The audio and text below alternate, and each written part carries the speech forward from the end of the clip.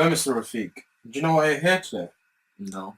No. Well, I'm Dr. Shah, and we found that you have a rare heart disease, and for a 19-year-old, that's quite odd. So what I wanted to do was give you a bit more information about the heart before you go into surgery. Is that okay with you? Yeah, that's alright. Alright.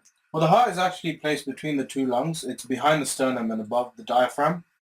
The apex of the heart is actually in the fifth intercostal, and the base of the heart runs from the third to the sixth intercostal.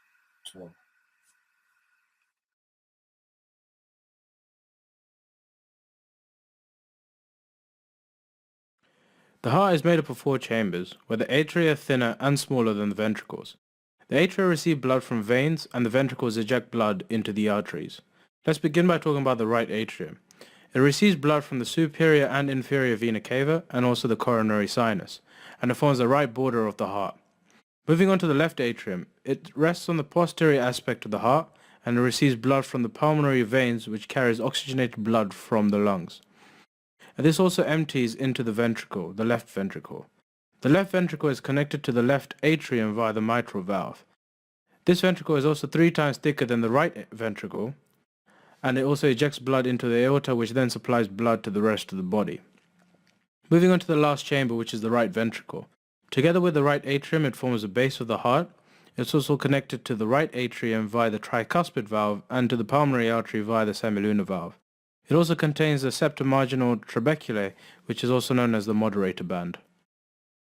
From the right-hand side, we have these really big vessels. These are the superior and inferior vena cava. They are very useful in terms of knowing the orientation of the heart. Their main function is to drain deoxygenated blood into the right atrium, then to the right ventricle, which connects to the pulmonary artery and travels to the lungs, where gases exchange takes place. The aorta is divided into ascending and descending. The first 3 branches of the ascending aorta are the brachiocephalic artery, left common carotid artery, and the left brachial artery. These are also known as the great vessels. Arterial supply of the heart is provided by the right and left coronary arteries, which originates from the ascending aorta. They supply the myocardium, including the papillary muscles and the conducting tissue. The right coronary artery gives off a branch known as the marginal artery, which runs to the left of the apex, and the posterior interventricular artery running down the posterior aspect of the heart. This artery and its branches supply the anterior surface of the right atrium, the lower part of the left atrium, most of the right ventricle and parts of the left ventricle and interventricular septum. Just like the right coronary artery, the left coronary artery also branches out into 2 separate arteries. The anterior interventricular artery arises from behind the pulmonary trunk, and a circumflex artery which runs down the anterior aspect of the coronary sulcus. These vessels supply the posterior wall of the left atrium, most of the left ventricle, and parts of the right ventricle and interventricular septum. Venous return is carried out by the coronary sinus, which terminates in the right atrium. This is formed by the posterior vein of the left ventricle and the great cardiac vein.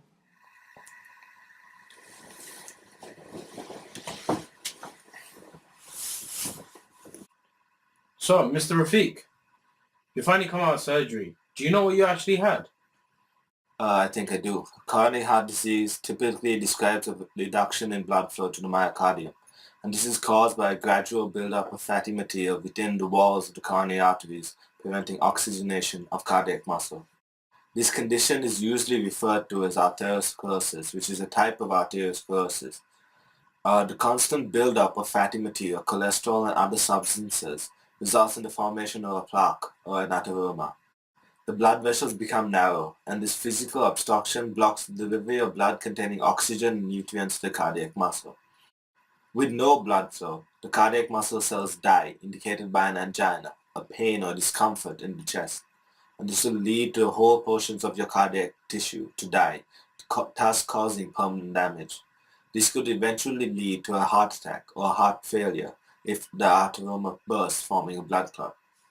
There are several risk factors that increase the likelihood of developing coronary heart disease, such as high cholesterol, which clogs up your artery, which causes the buildup of fatty substances in your arteries. High blood pressure damages the artery wall, making it easier for the buildup.